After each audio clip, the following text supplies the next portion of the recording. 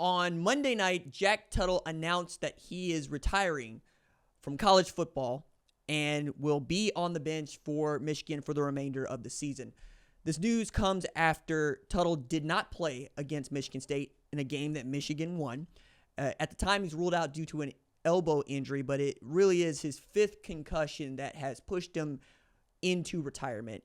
Along with Grayson McCall, just these savage hits that dudes have been taking to the head have made it really hard for some of them to continue playing football under these circumstances.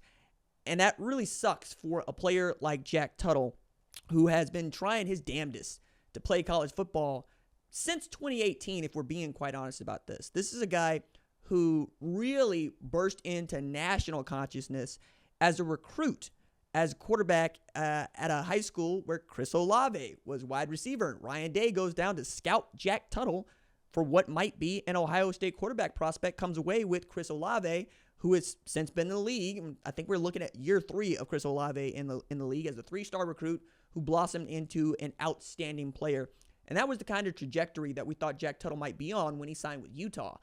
But it didn't go well his freshman year, and it wasn't a great experience. He chose to transfer, and he went to Indiana, where it felt like he might be the guy.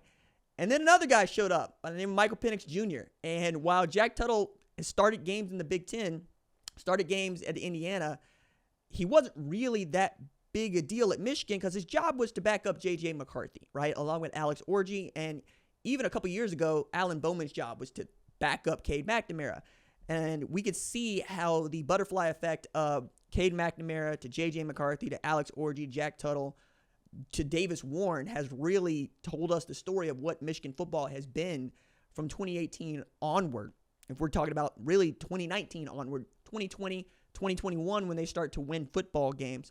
And yeah, there's the Connor Stallion part of this, but I wanted to take this opportunity to just say how much it sucks that Jack Tuttle is not going to be able to play football at Michigan anymore, because it is a dude that you genuinely could pull for. A lot of things not going his way. Least of all is, the guys he's playing in front of, but most of all is, or probably he's playing behind, his injuries, right? It's a guy that ran into a generational prospect everywhere he went, basically, right? We're talking about Cam Rising coming to Utah and really taking that program over, getting into his 7th year, bringing them to a Rose Bowl. We're talking about Michael Penix Jr., who made Indiana a player before Curt Cignetti even thought about Indiana as a head coaching job. And we're talking about J.J. McCarthy leading that team to a national championship. And oh, by the way, Georgia leading that team, Cade McNamara leading that team to an Orange Bowl berth against Georgia after beating Ohio State and winning the Big Ten championship. It's also a guy who had started games in the Big Ten, and that was a really big deal this offseason. As we got closer to August, it felt less and less like the guy that we thought was going to be the dude getting the nod, Alex Orji, was going to be the guy. And Tuttle, who had a shoulder injury that really limited him in being able to go during preseason camp, had to watch Alex Orji and Davis Warren fight over a job that might have ended up going to him if he was injury-free. If for no other reason, then he has started Big Ten games, and then they draft him into competition against Washington down 14, and they score 17 unanswered. There's the interception, there's the fumble, but it felt like this was going to be an opportunity for Jack Tuttle to turn around Michigan's mediocre season so far. They're 5-3.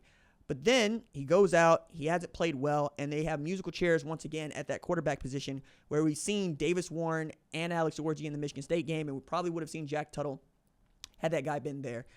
I don't know that we're going to see a 4th quarterback for Michigan this year. I don't know how much you want to burden one of the Jadens, but it really does hurt that you don't have this guy to go to. But it helps that he's seen, if not played, a lot of college football. And I think he's going to be a tremendous asset to Kirk Campbell and that offense for whatever it is they can inspire for the rest of this season. Because I don't think that many of us expect them to win more than 7 games this year. Maybe they get to 8-4, maybe, depending on how you feel about Ohio State.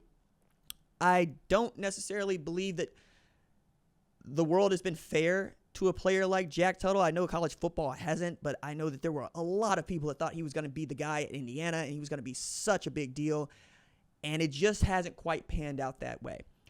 That to the side for the time being, you now know what you don't have in the quarterback room if you're Kurt Campbell, and you also know that Davis Warren's probably your best passing threat and Alex Orji's still your best running threat. And if you cannot turn the ball over, you're probably okay. And that's really where it has gone off the rails for Michigan. It's one thing to not be able to throw the football, right? And that's with Alex Orji at quarterback. It's one thing to not be able to throw the football to other people. That's Davis Warren sometimes being at quarterback.